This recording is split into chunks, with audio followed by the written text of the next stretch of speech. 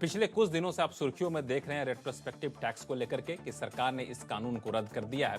यानी पिछली तारीख से कानून लागू करके सरकार ने जो टैक्स के डिमांड भेजे थे उसको वापस लेने का फैसला लिया है। लेकिन आप इससे कंफ्यूज मत होइए, इसका आपसे कोई लेना देना नहीं है। ये आम टैक्स पेयर्स के लिए नहीं है, ये सिर्फ कंपनियों के लिए है। यानी आप टैक्स बचाना चाहते हैं, पुराने टैक्स के मामले सुलझाना चाहते हैं, तो इस कानून से आपका कोई लेना देना नहीं है। हाँ, ये शो से आपका लेना देना जरूर है, क्योंकि शो में आपको हम बताते हैं कैसे कानून के दायरे में रह करके आप टैक्स बचा सकते हैं, कैसे अपने टैक्स की पेचीदगियों को दूर कर सकते हैं। नमस्कार, मैं हूं लक्ष्मण राय और हमारे इस कोशिश में हमारे साथ हैं जाने माने टैक्स एक्सपर्ट शरद कोहली साहब। कोहली साहब नमस्कार, स्वागत है आपका टैक्स गुरु में। सबसे पहले तो ये बताइए, जो मैंने अपने दर्शकों को कहा कि रेट्रोस्पेक्टिव टैक्स अमेंडमेंट से आम लोगों का लेना देना नहीं है, सही है ना बात?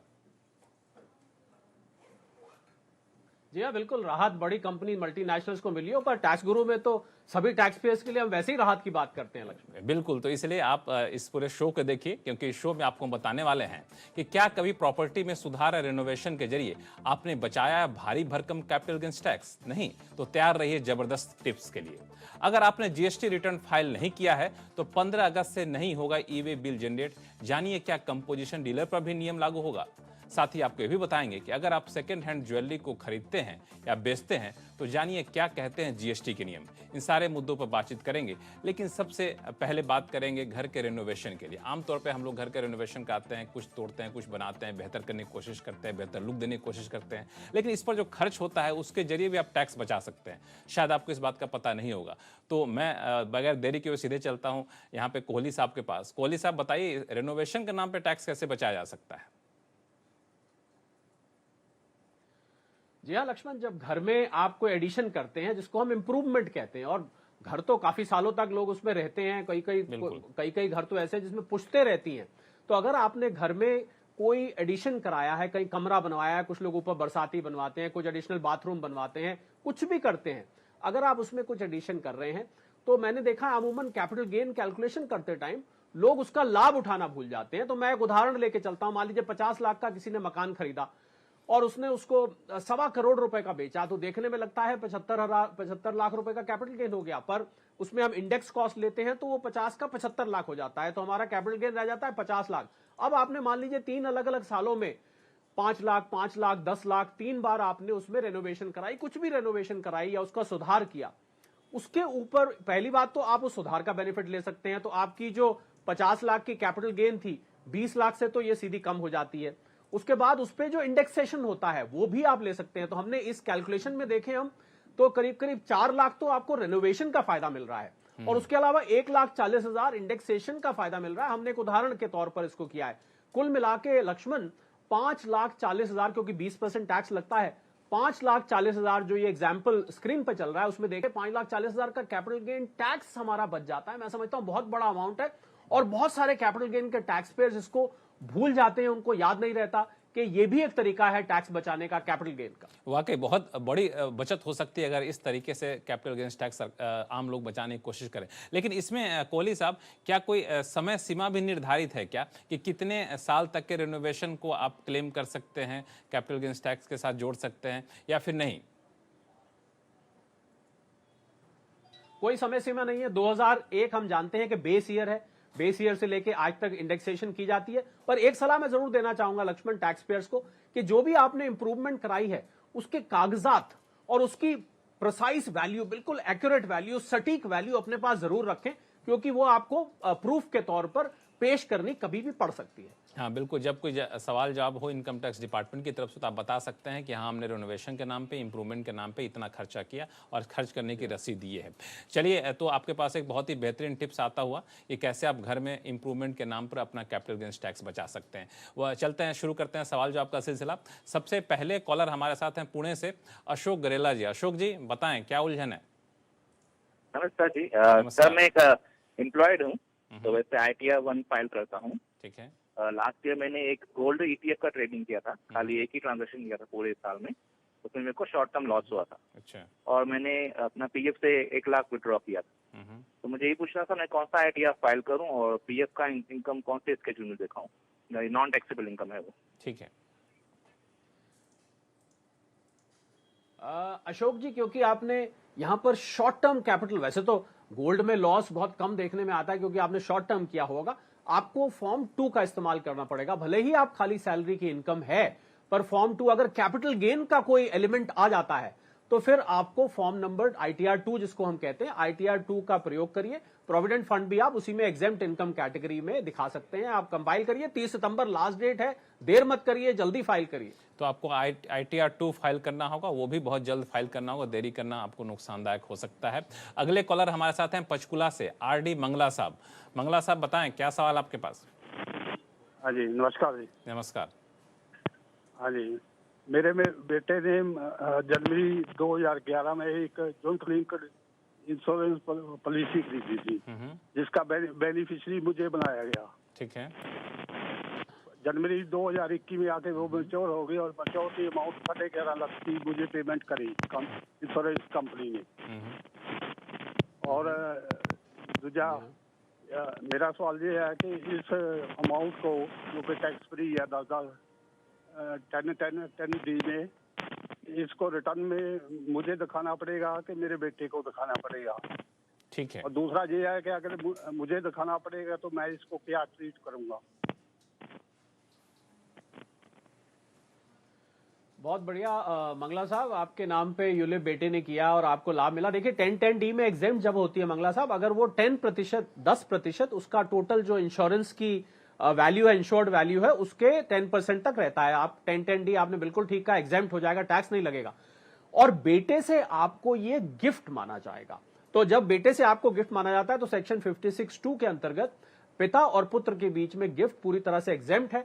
आप अपनी इनकम टैक्स रिटर्न में, वैसे तो आपको गिफ्ट है, पर इनकम टैक्स रिटर्न में आप एग्जेम्प्ट कैटेगरी में इसको सेक्शन 1010D में आप इसको दिखा सकते हैं। एक गिफ्ट डीड बेटे और आपके बीच में जरूर बना लें कि पापा मैंने आपको ये पॉलिसी दी है और इसके लिए मैं कोई आपसे उम्मीद नहीं रखता हूं, ये आपके लिए गिफ्ट है। एक छोटा सा प्यार भरा पत्र बना के अपने पास रख लें, सपोर्ट के लिए पूरी तरह से निश्चिंत रहें। हालांकि वैसे भी मंगला साहब को के लिए अच्छी बात यह है कि बेटे ने उनका ख्याल रखा और उनके नाम से पॉलिसी का पैसा आया, ये अच्छी बात है। आमतौर पे ऐसे देखने में बहुत कम इन दिनों आता है।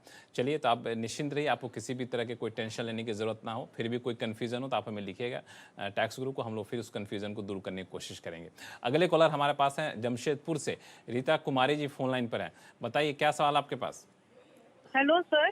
हेलो, बताएं। सर मेरी क्वेरी ये है कि मैंने पीएफ रजिस्टर्ड कंपनी से अर्ली रिटायरमेंट लिया था और till at the age of 60 company से मंथली फिक्स अमाउंट और फॉर्म 16 मिल रहा है, जो कि टिल 2027 तक मिलेगा। अर्ली रिटायरमेंट के बाद विद इन 3 मंथ्स में मैंने अपना पीएफ अमाउंट कंपनी से लिया। तब कंपनी ने 3 इयर्स के पीएफ में इंटरेस्ट में टीडीएस काट कर बैंक में मेरा पैसा जमा किया। ठीक है। उसके बाद मैंने नॉन रजिस्टर्ड कंपनी में वर्क किया। अब मेरी क्वेरी ये है कि पीएफ के इंटरेस्ट पर जो टीडीएस लगा है वो लगना चाहिए था कि नहीं? अगर लगा है तो मैं उसको रिफंड ले सकती हूँ कि नहीं? देखिए रीटा जी, अगर आपका जो प्रोविडेंट फंड है जिस कंपनी में था, अगर तो वो अनरजिस्टर्ड है, मतलब उसको हम अनरिकग्नाइज्ड प्रोविडेंट फंड कहते हैं। प्रोविडेंट फंड की recognition commissioner of income tax के पास एक आवेदन दाखिल करके करी जाती है। हो सकता है आपकी कंपनी का जो प्रोविडेंट फंड है वो रजिस्टर्ड ना हो, रिकग्नाइज ना हो, इसी वजह से शायद उन्होंने आपका इंटरेस्ट पे टीडीएस काट लिया, या आपने जो समय म्याद थी उससे पहले निकाला। कोई बात नहीं, कट गया है, आप चिंता नहीं करिए। आप उसको अपनी रिटर्न में, आपके 26 AS में वो दिखाई देगा, आप उसका रिटर्न में बेनिफिट लीजिए, उसका क्रेडिट लीजिए। और वो अगर अनरिकग्नाइज है तो रीटा जी वो टैक्सेबल भी होगा, ये आप ध्यान रखिएगा। तो आपके इनकम फ्रॉम अदर सोर्सेज में वो जाकर ऐड हो जाएगा। तो चलिए, अगले कॉलर हमारे पास गाजियाबाद से आशुतोष कुमार जी हैं। आशुतोष जी बताइए क्या उलझन है? कोहली साहब नमस्कार। मैं एक सीनियर सिटीजन हूँ। नमस्कार। और कुछ मैं ट्यूशन का काम करता हूँ, जिससे 80-90 हजार मेरी इनकम होती है और वो कैश में होती है। बाकी मेरा एफडी का इंटरेस्ट है। अच्छा। तो मुझे कौन सा रिटर्न फॉर्म फाइल करना चाहिए?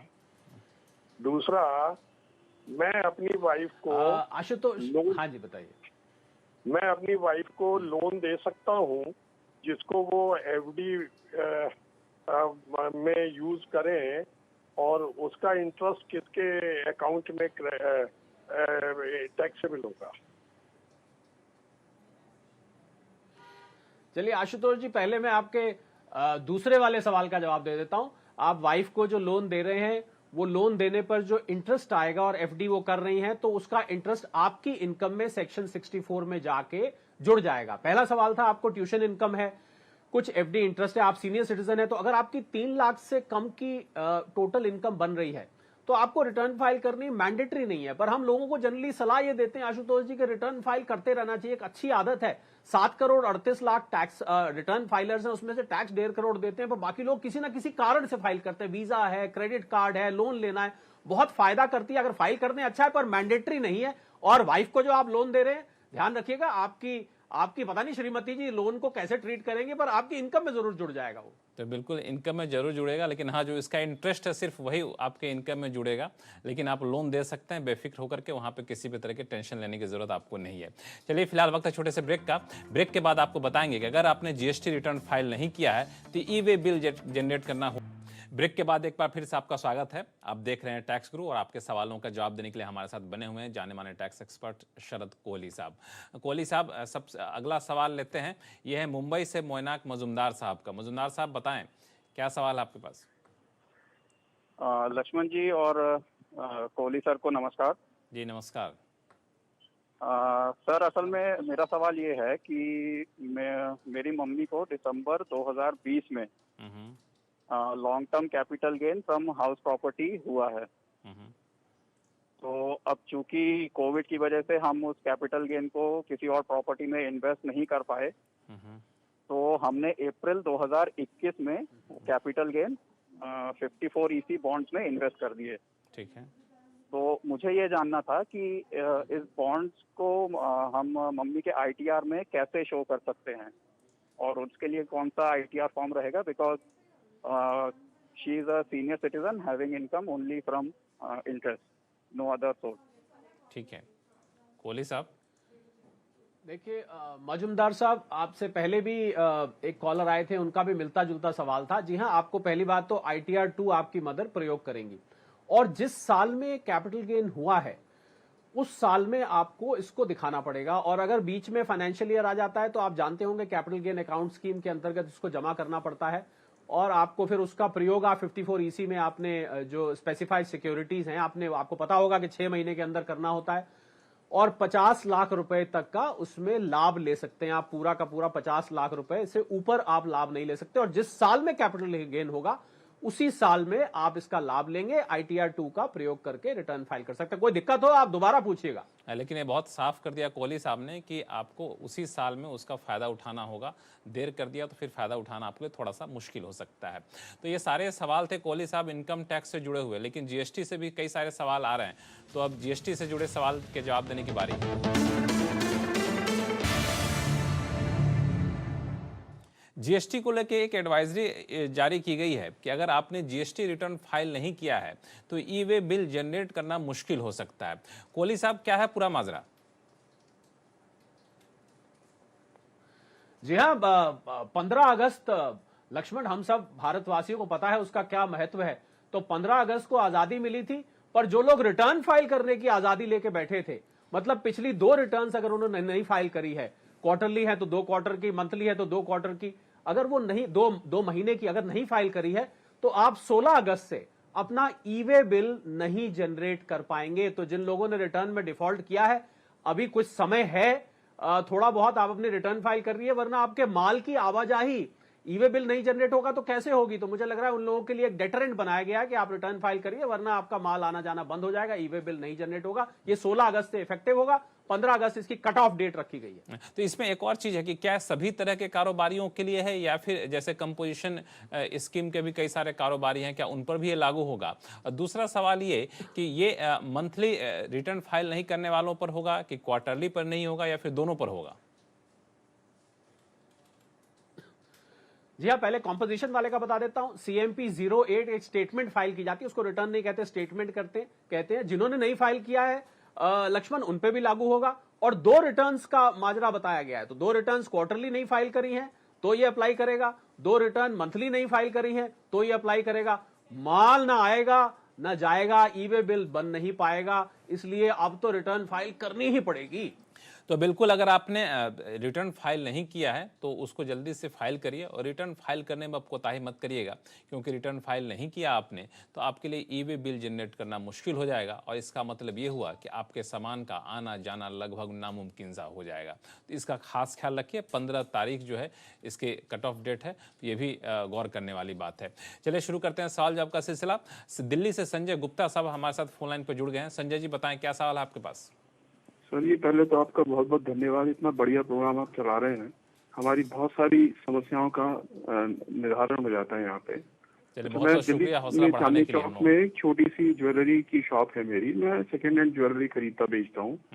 लेकिन किस राशि पे जीएसटी लगना चाहिए ये मुझे क्लियर नहीं है। सामान्य बिजनेस में तो हम ले लेते हैं, पूरी राशि पे ले लेते हैं जीएसटी, तो इस पे कोई इस तरह की कोई रूलिंग भी है मुझे पता चला है?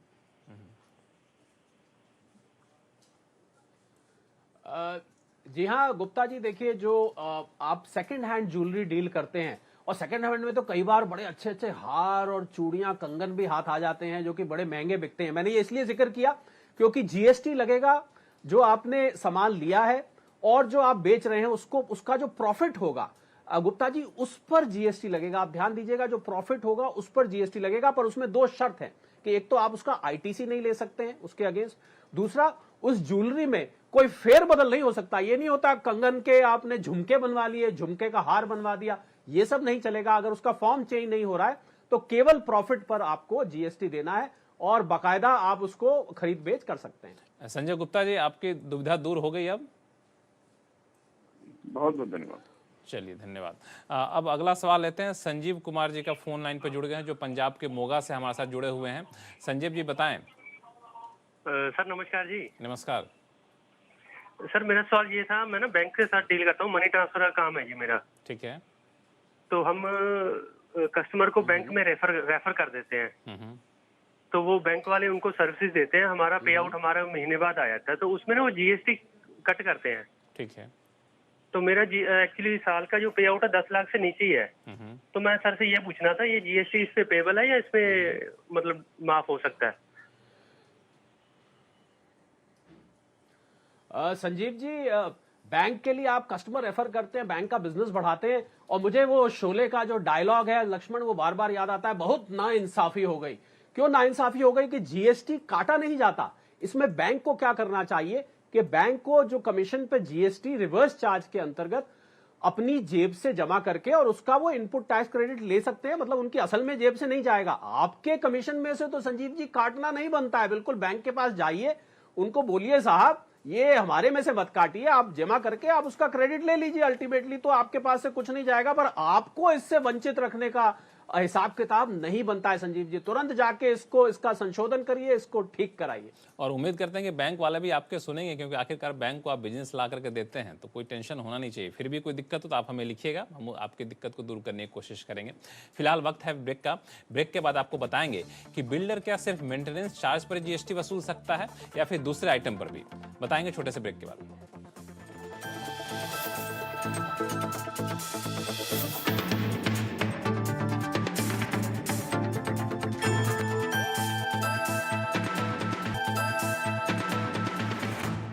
ब्रेक के बाद एक बार फिर से आपका स्वागत है। आप देख रहे हैं टैक्स गुरु, और आपकी उलझन दूर करने के लिए हमारे साथ हैं शरद कोहली साहब। कोहली साहब, अगला सवाल हमारे पास आया दिल्ली से सोनिया मलिक जी का, जो कि हमारे साथ फोन लाइन पर जुड़ गई हैं। सोनिया जी बताएं, क्या उलझन है? हाँ, नमस्कार जी। नमस्कार। मैं सोनिया मलिक दिल्ली से एक फ्लैट, हाउसिंग सोसाइटी के एक फ्लैट में रहती हूँ। ठीक है। और मैं हर महीने अपने हाउसिंग सोसाइटी को 8,000 रुपए मेंटेनेंस का देती हूँ।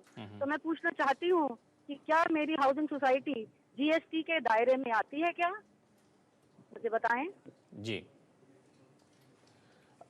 जी हाँ सोनिया जी, देखिए 7,500 रुपए एक लिमिट फिक्स की गई है। अगर 7,500 रुपए से ज्यादा मेंटेनेंस जाता है प्रति माह और 20 लाख रुपए कुल मिला के आता है, ये दोनों कंडीशंस सोनिया जी सेटिस्फाई होनी चाहिए। तो आप अपने सोसाइटी के जो संयोजक हैं, कर्ता धर्ता हैं, उनसे पूछिए कि साहब क्या आप कुल मिला के 20 लाख रुपए ले रहे हैं? 8,000 तो 7,500 से ऊपर है, पर अगर पूरा 20 लाख से ऊपर नहीं आ रहा है तो वो उस पर जीएसटी नहीं ले सकते हैं। तो आप तुरंत संयोजक को फोन मिलाइए इस फोन के बाद और उनसे पूछिए, अगर 20 लाख है तो उनका लेना जायज है, वरना वो आपसे नहीं ले सकते किसी भी हालत में। तो इसमें निर्भर इस बात पर करता है कि सभी सोसाइटी के मेंबर से कुल कितने पैसे की वसूली हो रही है।